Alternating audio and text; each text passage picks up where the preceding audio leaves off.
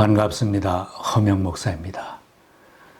그리스도인이 머물러 있어서는 안 될 자리에 계속 주저앉아 있으면 하나님께서 언제까지나 그냥 두시지 않고 간섭해 오십니다. 자녀들이 깨달을 수 있게 말씀을 주시든지 환경을 흔들어서 그 자리를 떠날 수밖에 없도록 만드십니다. 창세기에 기록된 인물 야곱은 아브라함의 손자요 이삭의 아들로 믿음의 집안에서 출생하고 자란 사람입니다. 장자의 권리를 차지하려는 욕심으로 아버지와 형을 속였습니다. 죽이겠다고 분노하는 형을 피해 타국으로 도망치듯 이민을 갔던 야곱입니다. 이민 생활 20년 동안 고생도 많았지만 결혼을 해서 가정을 이루었고 이제는 자리를 잡고 큰 부자가 되었습니다. 그때 자기 뜻대로만 살아왔던 야곱에게 하나님께서 개입하셔서 고향으로 돌아가라고 말씀하셨습니다. 주님께서 야곱에게 말씀하셨다. 너는 내 조상의 땅, 너의 친족에게로 돌아가거라. 내가 너와 함께 있겠다. 야곱은 고국을 떠나던 그날 밤 베델에서 노숙할 때 하나님의 음성을 듣는 잊을 수 없는 신앙 체험도 했던 사람입니다. 나는 주 너의 할아버지 아브라함을 보살펴준 하나님이요 너의 아버지 이삭을 보살펴준 하나님이다. 내가 지금 누워있는 이 땅을 내가 너와 너의 자손에게 주겠다. 너의 자손이 땅의 티끌처럼 많아질 것이며 동서남북 사방으로 퍼질 것이다. 이 땅의 모든 백성이 너와 너의 자손 덕에 복을 받게 될 것이다. 내가 너와 함께 있어서 내가 어디로 가든지 너를 지켜주며 내가 너를 다시 이 땅으로 데려오겠다. 내가 너에게 약속한 것을 다 이루기까지 내가 너를 떠나지 않겠다. 이 말씀을 들은 야곱은 감격하여 하나님 앞에 서원하며 기도하였습니다. 하나님께서 저와 함께 계시고 제가 가는 이 길에서 저를 지켜주시고 먹을 것과 입을 것을 주시고 제가 안전하게 아버지 집으로 돌아가게 해주시면 주님이 저의 하나님이 되실 것이며 제가 기둥으로 세운 이 돌이 하나님의 집이 될 것이며 하나님께서 저에게 주신 모든 것에서 열의 하나를 하나님께 드리겠습니다. 야곱의 힘겨운 이민 생활은 어린 시절 신앙생활도 감격적인 신앙체험도 하나님께 서원 기도한 것도 다 잊어버리고 살아왔습니다. 예배를 드리며 살겠다고 한 서원도 11조를 드리겠다는 서원도 다 잊어버렸고 고향으로 돌아갈 생각도 잊은 채 20년 세월을 보냈습니다. 야곱은 서원을 잊고 살았지만 하나님은 야곱에게 약속하신 것을 잊지 않으셨습니다. 먹이시고 입혀주셨고 처자식 16명을 주시고 많은 재산도 모으게 해주셨습니다. 고향과 부모 친척을 떠나 사는 야곱은 이민 문화에 동화되어 내 마음대로 살았습니다. 자신의 배우자를 위하여 기도 한마디 하지 않고 내 눈에 좋은 대로 연애 감정대로 결혼을 하여 가정도 이루었습니다. 내 몫의 재산을 불리기 위해서라면 밤잠 못 자고 추위에 떨어도 참아냈고 술수를 쓰면서까지 수단과 방법을 가리지 않고 재산 늘리기에만 몰두하고 살았습니다. 야곱은 하나님께서 이스라엘 민족의 조상을 삼으려고 낳기 전부터 선택한 사람입니다. 하나님이 특별한 사랑으로 선택한 야곱은 언제까지 그렇게 살아야 할 사람이 아니기에 하나님은 환경 변화를 통하여 그의 삶에 개입해 오셨습니다. 야곱은 아주 큰 부자가 되었다. 야곱은 가축대 뿐만 아니라 남종과 여종, 낙타와 나귀도 많이 가지게 되었다. 그가 외삼촌과 정식 고용계약을 체결한 후 큰 부자가 되었을 때 외사촌 형제들이 야곱에 대하여 불평하는 말이 들려왔습니다. 야곱은 우리 아버지의 재산을 다 빼앗고 우리 아버지의 재산으로 저처럼 큰 부자가 되었다. 외사촌들의 불평을 들은 야곱이 외삼촌 라반의 안색을 살펴보니 자기를 대하는 태도가 이전과 같지 않았습니다. 이렇게 감당하기 어려운 환경 변화에 큰 고통이 찾아온 것입니다. 하나님은 사랑이 많으시고 은혜를 베푸시는 아버지이십니다. 자녀들이 우둔하여 환경 변화 속에서도 깨닫지 못할 때에는 꿈으로도 보여주시고 말씀을 들려주셔서 깨달을 수 있게 해주십니다. 야곱이 힘겨운 환경 변화 속에서 여전히 깨닫지 못하고 고민하고 있을 때 하나님께서 야곱에게 말씀해 주셨습니다. 너는 내 조상의 땅 너의 친족에게로 돌아가거라. 내가 너와 함께 하겠다. 우둔한 우리들이 완전히 깨달을 수 있게 하는 것은 하나님의 말씀입니다. 나의 변화된 환경, 어려움 속에서도 스스로 깨닫지 못하면 하나님은 말씀을 통하여 다시 깨우쳐 주십니다. 이때 말씀대로 순종하면 복된 인생, 새로운 삶이 전개되고 간증이 있는 삶으로 변화됩니다. 왜 하나님께서 야곱에게 고국으로 돌아가라고 하셨겠습니까? 하나님은 야곱이 풍성한 은혜와 복을 누리며 살고 하나님께 예배드리며 동행하는 삶을 살기를 바라시기에 약속의 땅으로 돌아가라고 인도하시는 것입니다. 또한 그 말씀은 야곱의 기도 응답이기도 합니다. 고국을 떠나오던 밤에 그 광야에서 야곱이 다시 돌아오게 해달라고 하나님께 서원하며 기도드린 것을 하나님은 잊지 않고 응답해 주셨습니다.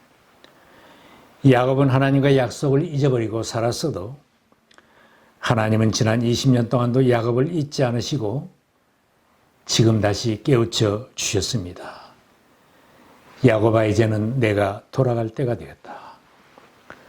사랑의 하나님은 우리들에게도 새로워질 때를 알려주시고 돌아갈 때가 되었으면 내 자리로 돌아가라고 깨우쳐 주십니다. 그동안 야곱은 늘어나는 가축대와 부인들과 자식들의 마음을 다 빼앗기고 살았기에 그 마음 속에는 하나님이 들어설 자리가 없었습니다. 하나님을 잊고 살았던 세월입니다. 하나님께서 돌아가야 한다고 깨우쳐 주셨는데도 야곱이 계속 그곳에 머물러 살겠다고 한다면 재산은 더 늘어날지 몰라도 마음의 고통과 가정 불안은 더 커졌을 것입니다. 돈이 잘 벌리고 재산이 늘어나도 심령이 상하면 행복할 수 없습니다. 하나님은 사랑하는 자녀들이 세속적인 생활을 청산하고 하나님께 예배드리며 찬송하는 복된 삶으로 나가기를 바라시기에 우리의 삶 속에 개입해 오시는 것입니다. 하나님이 우리들에게 관심이 없으시다면 간섭도 하지 않으시죠. 하나님께서 야곱을 사랑하시기 때문에 특별한 관심을 가지고 신앙의 자리로 옮겨가라고 깨우쳐 주셨습니다. 하나님께서 자녀된 나를 사랑하시기에 나의 삶에도 개입해 오시고 인도해 주십니다. 야곱이 야망이 크고 잘못된 길을 걸어왔지만 하나님의 말씀을 들었을 때 즉시 순종하는 결단을 하였기에 그의 앞에 새로운 삶이 전개되었습니다. 죄인된 인간의 모습은 거의 비슷합니다.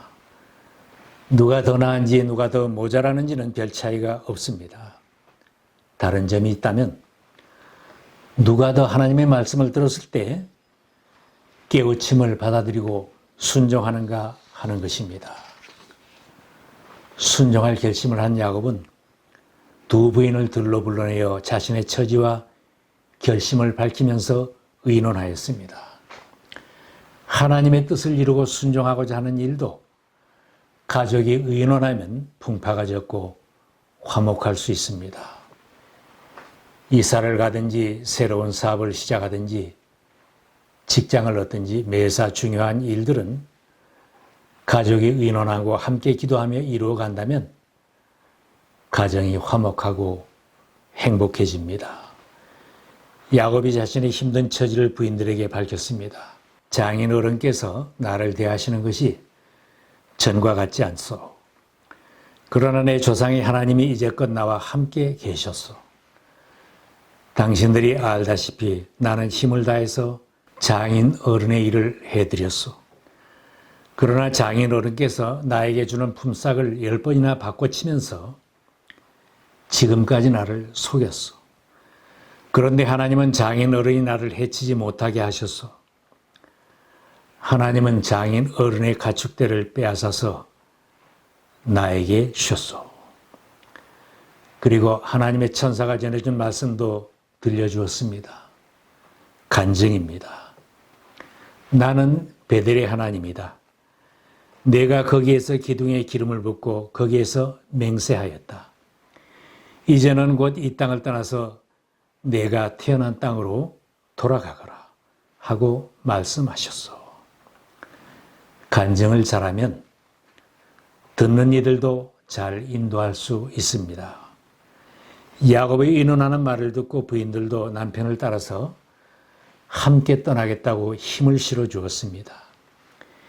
이제 우리가 우리 아버지 집에서 얻을 분깃이나 유산이 더 있다고는 생각하지 않습니다. 하나님이 우리 아버지에게서 빼앗은 것은 다 우리와 우리 자식들의 것입니다. 그러니 하나님이 당신에게 말씀하신 대로 다 하십시오.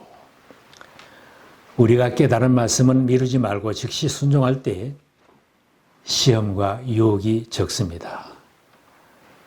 밤늦게까지나 다음 날로 미루지 말고 아침 일찍 순종할 때 하나님의 뜻을 따르고 승리할 수 있습니다.